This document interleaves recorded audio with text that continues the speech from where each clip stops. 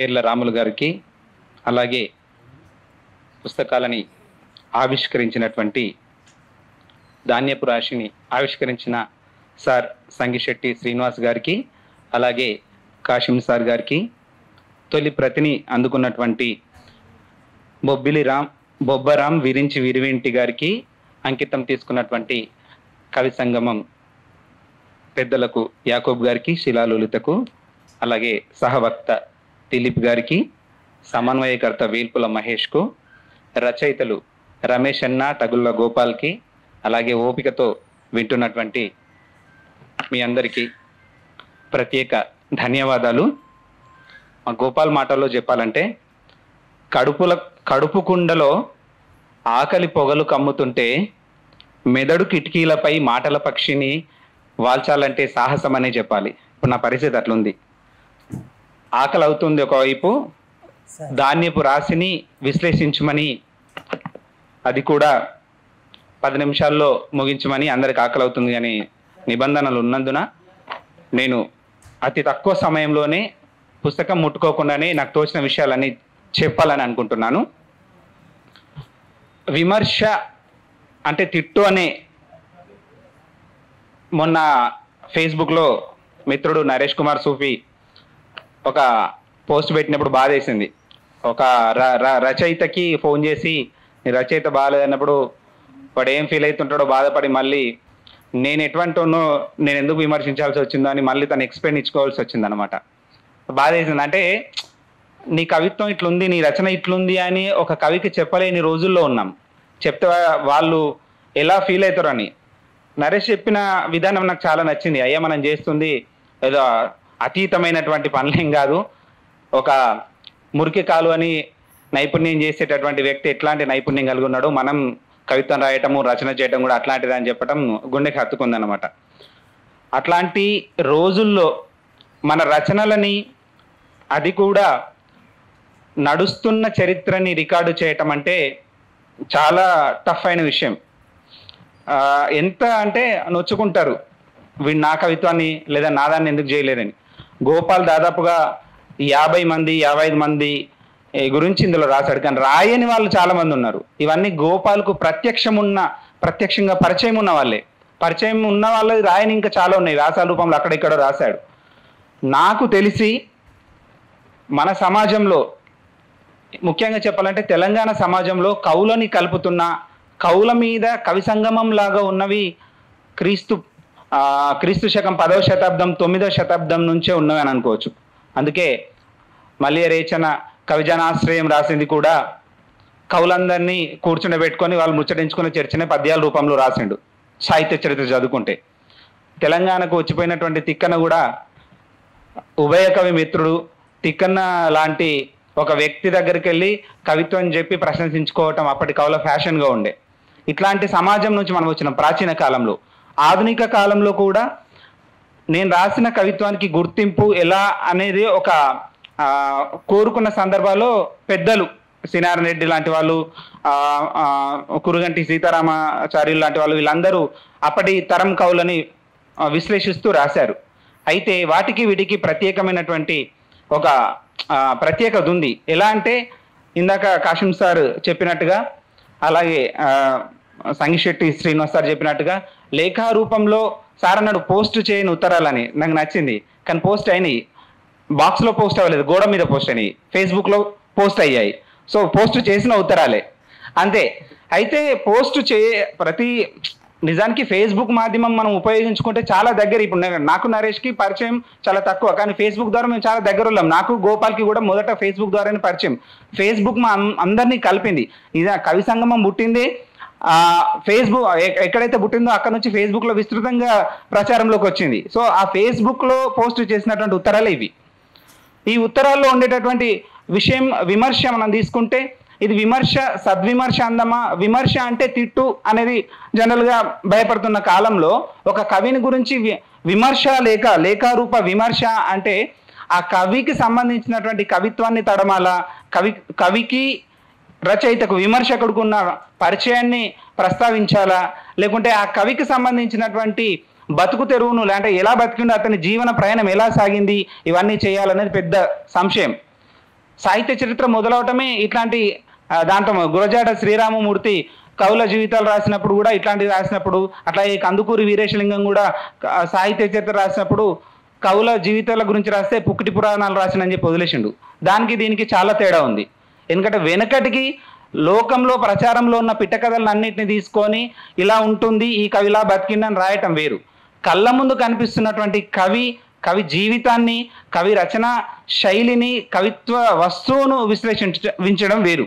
అందుకే ఇది ఆధునిక కాలంలో, ఇందాక అంటున్నట్టుగా ఆధునిక కాలంలో ఒక కొత్త ప్రక్రియకి నాంది. లేఖారూప సాహిత్యం మనకు ఉంది, అలాగే విమర్శలో లేఖ అంటే ఇద్దరు నాగిళ్ళన్న తగుళ్ళ గోపాల్ ఒక తెలివైన పని ఏం చేశారంటే, లేఖ అంటే మనం ఏం రాసినా నడుస్తుంది, కొంచెం సేఫ్ జోన్లో ఉండొచ్చు. అదే విమర్శ అంటే మిగతా దానికి ఒక నిబంధనలు ఉంటాయి అన్న ఒక ధోరణి ఉండొచ్చు. కానీ ఆ సేఫ్ జోన్లో కూడా వాళ్ళు ఎప్పుడు సేఫ్ గేమ్ ఆట ఆడలేరు. సేఫ్ గేమ్ అంటే ఏమనుకుంటే నొప్పిస్తాడని చెప్పి. నిజానికి ఇందాక కాశీం సార్ గారు చెప్పినట్టు ఒక వ్యక్తిని ప్రోత్సహించేలాగా ఉండాలి లేక, అట్లా ఉంటే వాడు రాస్తాడని. నిజానికి గోపాలు అంతకు ముందు తరం వాళ్ళ గురించి రాశాడు, అక్కడ ప్రోత్సహించాల్సిన అవసరం లేదు. అందుకే వాళ్ళ కవిత్వాన్ని విశ్లేషణలో ఇది నచ్చింది, దీని ద్వారా నేను ఇన్స్పైర్ అయ్యానని చెప్పాడు. తన సమకాలీనుల్లో కొంచెం వయసు అటు ఇటుగా అన్న అక్క అని పిలిచిన వాళ్ళ గురించి కూడా విశ్లేషిస్తూ, ఇందులో మీ శిల్పం బాగుంది, మీరు క్రియాంత వాక్యాలు అవి కవిత్వమే అవ్వవు, కానీ అది కవిత్వం చేయటము అది మీకే సాధ్యమయ్యింది, ఇట్లాంటి ప్రతీకలు, ఇట్లాంటి మెటఫర్ వాడడం మీ వల్లే సాధ్యమైంది అని వాళ్ళ కవిత్వంలో స్పెషల్గా ఉన్న విషయాలను ప్రస్తావించండు. తనకన్నా చిన్న వాళ్ళని తమ్ముడు అని ప్రస్తావిస్తూ, తమ్ముడు ఇది చాలా బాగుంది, ఇంకా రాయాలి అన్నాడు. ఇక్కడ ఈ లేఖారూప విమర్శలో ఎప్పుడైతే గోపాల్ లేఖ రాయటం మొదలు పెడతాడో, చినవీరభద్రుడు గారు ముందు మాట రాస్తూ చాలా సాధికారత సాధించినటువంటి ముందు మాట రాశారు. సంగిశెట్టి శ్రీనివాస్ సార్ అన్నట్టు వాళ్ళ చేత మనము గ్రీన్ సిగ్నల్ ఇప్పించుకుంటే ఇంకా మనకు తిరుగులేదు అని అన్నట్టుగా నిజంగా సారు చాలా మనసు పెట్టి లేఖలన్నీ రాసి అన్నిటినీ కోడ్ చేశాడు. ఇందులో అదే ఇంకా కొంచెం కాపీ కొట్టినట్టు చెప్పాలంటే శ్రీశ్రీ మహాప్రస్థానానికి చలం ముందు మాట ఎలా ఉందో మా గోపాల్ ధాన్యపు రాశికి వాడ్రేవు చినవీరభద్రుడి ముందు మాట అలా ఉంది. అంటే అంత గొప్పగా సార్ చదివి రాశాడు. గోపాల్ వ్యక్తిత్వాన్ని, మనుషుల్ని కలుపుకోవటానికి ఏ సూత్రాలు ఏ ఆధారాలు ఉంటాయో వాటన్నింటినీ గోపాల్ పట్టుకోగలిగిండు. అది ప్రాంతమైన కావచ్చు, కులమైన కావచ్చు, కవిత్వమైన కావచ్చు, ఒకానొక సందర్భంలో పుస్తకం ఇచ్చిన సందర్భం కూడా కావచ్చు. గోపాల్ బాగున్నవాని పుస్తకం ఇస్తే వాళ్ళని గుర్తు చేసుకొని పలానా డేట్ రోజు నాకు పుస్తకం ఇచ్చిండు అని చెప్పి అది గుర్తు చేసుకొని ఇందులో మెన్షన్ చేసిండు. ఇలా గోపాల్ కవులకి కవిత్వానికి సంబంధించిన విషయాలను చర్చిస్తూనే కృష్ణశాస్త్రి గురించి ఒక మాట అంటారు అన్నమాట. కృష్ణశాస్త్రిని వ్యాసం రాయమంటే కూడా కవిత్వం రాసిండని. ఇది చదివినప్పుడు అవునా కృష్ణశాస్త్రి వ్యాసాలు కూడా రాసిండని పోయి కృష్ణశాస్త్రి వ్యాసాలు చదువుకున్నాం. వ్యాసాలు చదువుకుంటే ఆ వ్యాసాలు నిజంగా వ్యాసాలు లాగలేవు, మొత్తం కవిత్వం లాగానే ఉందన్నమాట. అందులో కూడా ఉదాహరణకు నేను పుష్పలావికలో ఒక లైన్ చదువుతాను. అటు పొలంలో నాగటి మీద ఒక చేయిని, రెండో చేత నుదుటి మీద చెమట ముత్యాల కొనగోటితో రాలుస్తూ కర్షకుడు కళ్ళెత్తి చూస్తూ, అదిగో ఆ దేవలాన్ని చుట్టి ఉన్న సుందర గ్రామము, దానిలో ఒక తీయని ఇల్లు ఆహ్వానిస్తుంది. ఇది వ్యాసం కృష్ణశాస్త్రిది, కానీ వ్యాసం లాగలేదు, ఒక కవిత్వ వాక్యమే ఉంది. గోపాల్ కూడా వ్యాసాలు విమర్శ రాయలేడు, మళ్ళీ కవిత్వమే రాశాడు. ఆ వ్యక్తి గురించి కవిత్వం రాశాడు. గోపాల్ రాసినటువంటి కవిత్వము, ఆ కవి సబ్జెక్ట్ ఏంటంటే ఆ కవి. ఇప్పుడు మానస చామర్తి అనే ఒక కవి రాస్తే ఆ మానస చామర్తి వ్యక్తిత్వాన్ని 4 పేజీల్లో వ్యాస రూపంలో కవిత్వీకరించండు గోపాల్. ప్రతి 500 పేజీల పుస్తకము చదువుతుంటే ఒక లేఖ అయిపోతుంది. 7 పేజీలు ఉంది, అమ్మ 7 పేజీలని అనిపించట్లేదు, 7 పేజీలు అయిపోయింది కదా ఇంకోటి చదువు, ఇంకొంచెం అట్లా చదువుతుంటే 200 పేజీలు అయిపోతుంది ఒక్క దెబ్బకు. ఇంకోసారి కూర్చుంటే మళ్ళీ 200 పేజీలు అయిపోతుంది. ఇంత అంటే శైలి తను ఏర్పాటు చేసుకున్న శైలి స్వతహాగా కవి కాబట్టి ఎక్కడ వాక్య నిర్మాణం కానీ ఎక్కడ పెద్ద పెద్ద వాక్యాలు లేకుండా చూసుకోవడంలో గోపాలు సఫలీకృతుడయ్యాడు ఇందులో. ఇంకా ఇందాక సార్ అన్నట్టు శీర్షికలు పెట్టడంలో అది కులాన్ని, ప్రాంతాన్ని, స్వభావాన్ని దృష్టిలో పెట్టుకొని ఒక్కొక్కరికి ఒక్కొక్క శీర్షికను అందజేశాడు. ఆ శీర్షికల మీద పరిశోధనలు కూడా చేస్తుంటారు చాలా మంది. అట్లా చేస్తే ఇప్పుడు చూడండి, పూతరేకుల మనసు యశస్వి సాహితీ అని అన్నాడు యశస్వి సతీష్ అన్న. మళ్ళీ ఇంకొక మాట ఏంటంటే అన్న లేదా అక్క లేదా తమ్ముడు, ఈ 3 పిలుపులు తప్ప ఇంకా వేరే లేవు. దానికి మళ్ళా సమర్థత కూడా ఉంది. సారు గారు అనే కృత్రిమ మాటల నుంచి మిమ్మల్ని బాపు అని పిలుచుకునే అవకాశం వచ్చిందని చెప్పేసి శ్రీరామ్ హరగోపాల్ సార్కి చెప్పుకున్నాడు అనమాట. అట్లా ప్రతి ఒక్కరిని అన్న అక్క ఏ సాహితీకారునైనా అన్న అని పిలవడం గోపాల్కు సహజంగా అయిపోయింది, ఆయన మాటగా అయిపోయింది అనమాట. నన్ను కూడా నిజానికి ఇద్దరం సమావేశం కొంచెం చిన్న నాకన్నా అన్న అని పిలవడం అలవాటు మా ఇద్దరికి. మేము కూడా కలిసి చాలా తక్కువ, ఆ తక్కువలో చాలా ఆత్మీయంగా గోపాల్ లేఖలు రాసే సమయంలో కానీ కవిత్వం పంచుకున్న సందర్భంలో కానీ చాలా విషయాలు ఆర్ట్స్ కాలేజ్ ముందు కూర్చొని రేపటికి లేట్ అవుతుంది అని అనుకుంటే అప్పటికప్పుడు చాలా కవిత్వం గురించి మాట్లాడుకొని వెళ్ళిపోయిన సందర్భాలు ఉన్నాయని చెప్పేసి సలీం గురించి రాస్తూ మాట్లాడుకుంటూ ఉంటాడు అనమాట. ఏ లేఖ చూసినా ఆ కవికి సంబంధించినటువంటి పెద్ద ఇల్లు అనుకుంటే ఆ ఇంటి ముందర నించొని ఒక నోటీస్ బోర్డు పెట్టి ఇంట్లోకి వెళ్ళాలనుకుంటే ఈ నోటీస్ బోర్డు చదివి వెళ్ళాలనుకుంటే ఆ కవి గురించి తెలుసుకోవాలంటే ఆ నోటీస్ బోర్డు ఇది.